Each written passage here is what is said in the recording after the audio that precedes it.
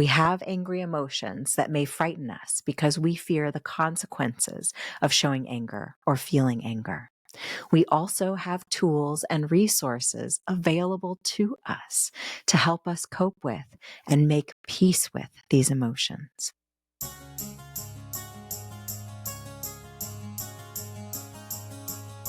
Hello, everyone. I'm your host, Dr. Shafer of Talks with Dr. Shafer. I'm so glad you're here.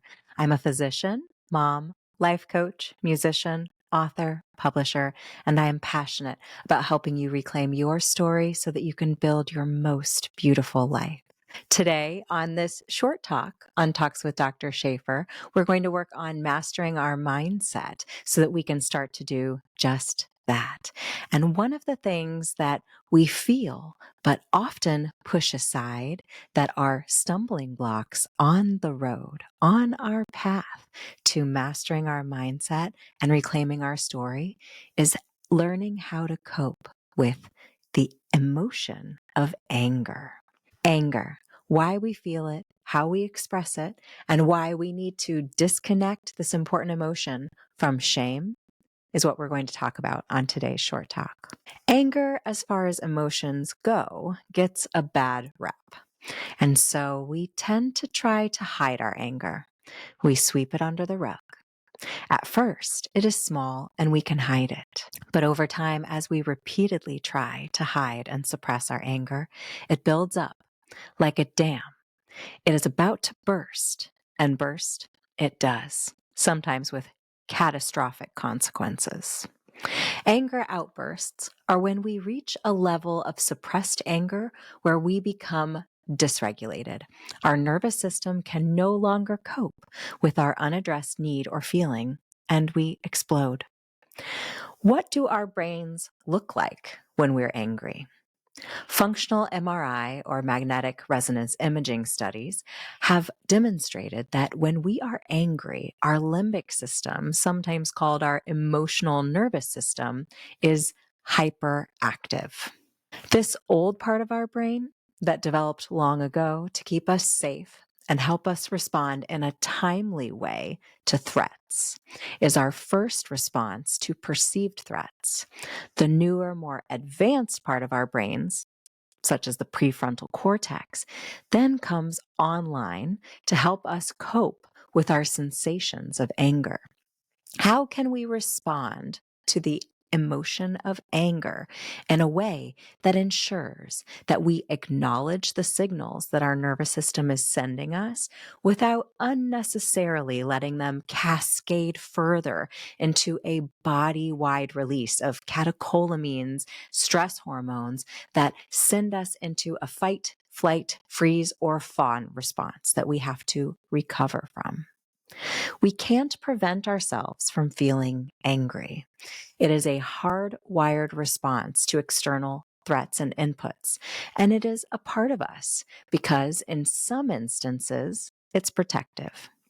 And we know that we can't suppress our self-preservation instincts and responses forever.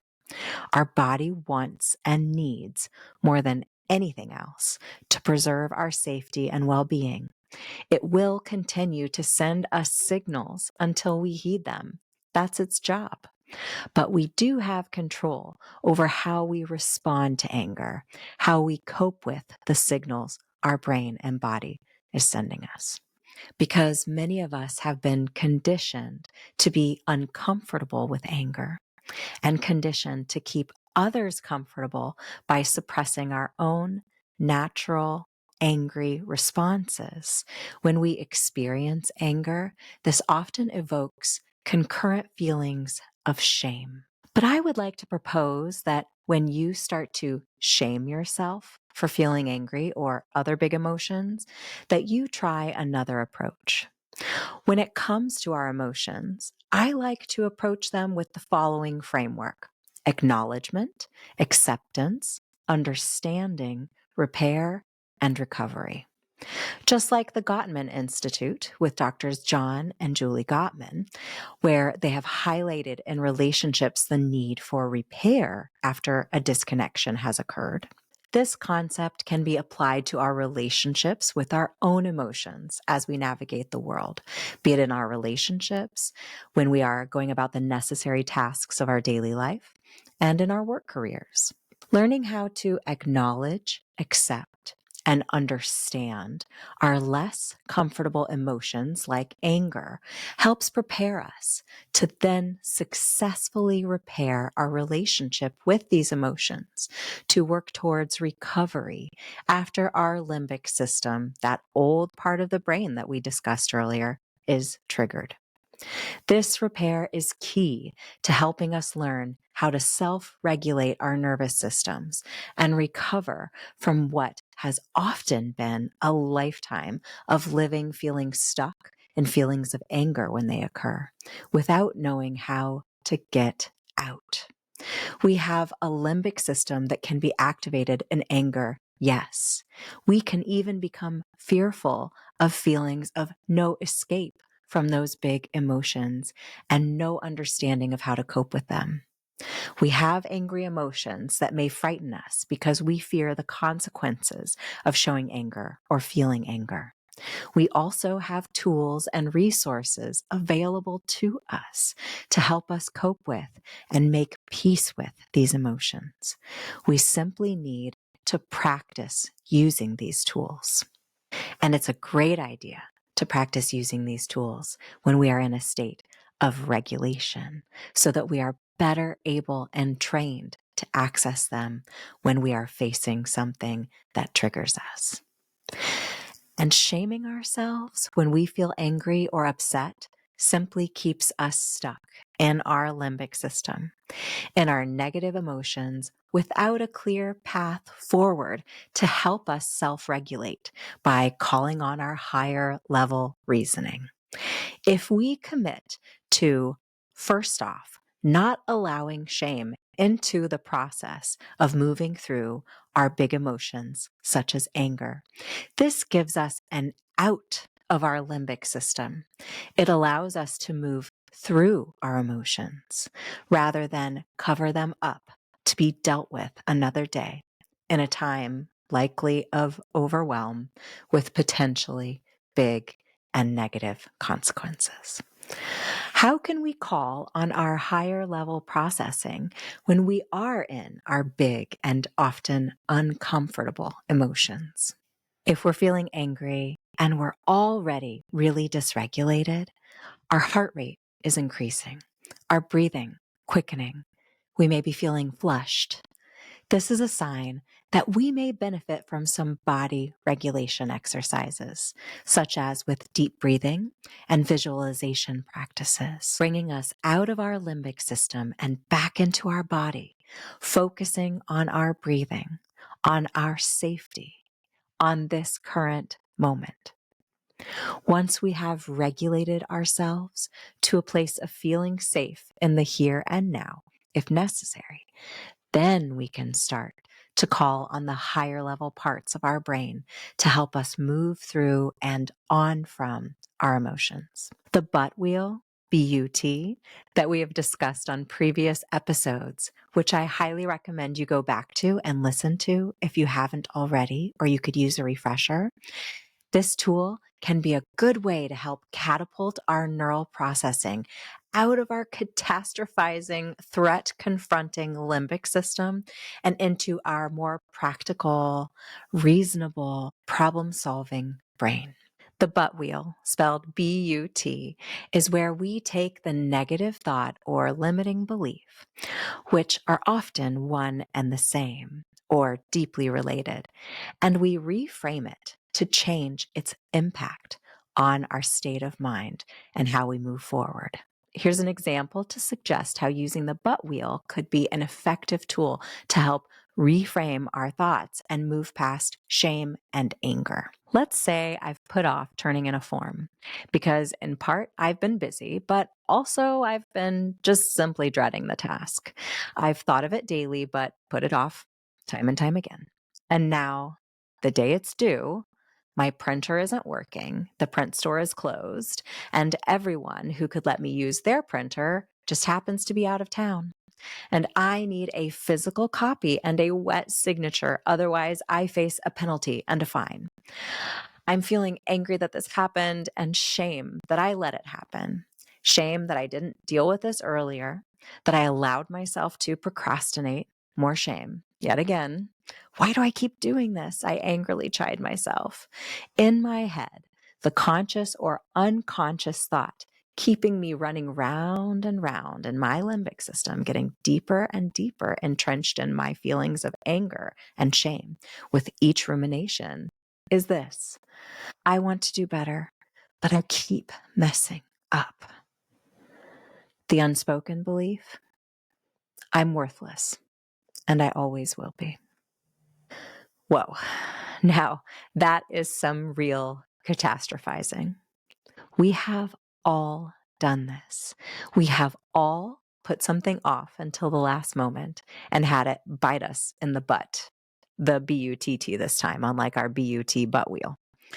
But when we have limiting beliefs that are hijacking our mindset and our nervous system, those predictable mistakes can lead to really destructive thought patterns that keep us operating under the beliefs that we are more limited than we truly are. Because we are what we believe. We cannot see what we don't believe in, and we cannot be who we don't believe that we can become. That's why we call them limiting beliefs, because they do just that.